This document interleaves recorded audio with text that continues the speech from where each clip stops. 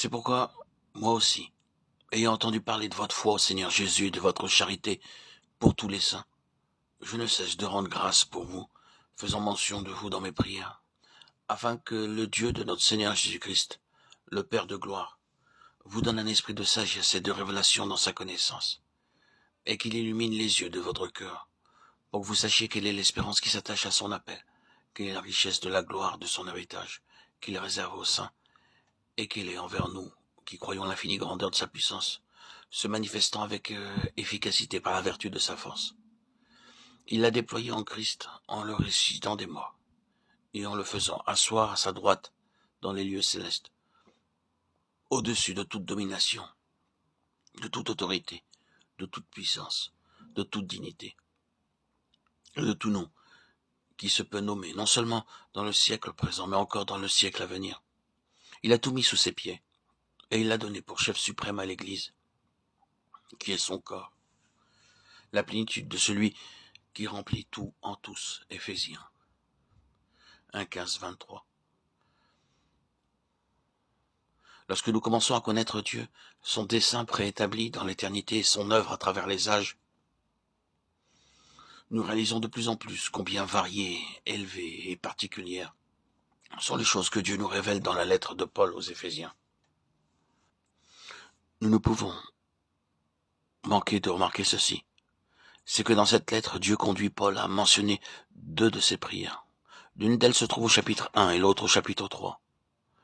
La première prière a pour objet le fondement, tandis que la seconde est relative à l'édification.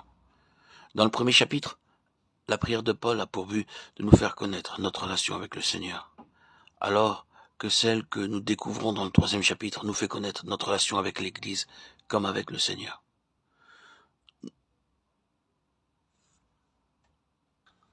Paul commence sa prière par ces mots: que le Dieu de notre Seigneur Jésus-Christ, le Père de gloire, vous donne un esprit de sagesse et de révélation. Pourquoi désire-t-il si ardemment que les croyants d'Éphèse aient l'esprit de sagesse et de révélation? C'est tout simplement afin qu'ils puissent se saisir des trois choses qui suivent. Sa connaissance, au verset 17, c'est connaître Dieu lui-même. Qu'il sache quelle est l'espérance de son appel, quelle est la richesse de la gloire de son héritage dans les saints, au verset 18. Ceci se rapporte au plan éternel de Dieu et à son accomplissement.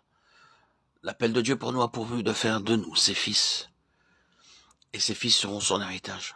L'appel de Dieu a été déterminé dès avant la fondation du monde, alors que la richesse de la gloire de son héritage dans les saints se réalisera dans l'éternité à venir, dans l'éternité passée. Dieu avait une volonté, et dans l'éternité à venir, il aura une possession. La juxtaposition de ces deux faits révèle le dessein éternel et le plan de Dieu. C'est pourquoi ce que veut nous faire connaître Paul est le plan éternel de Dieu.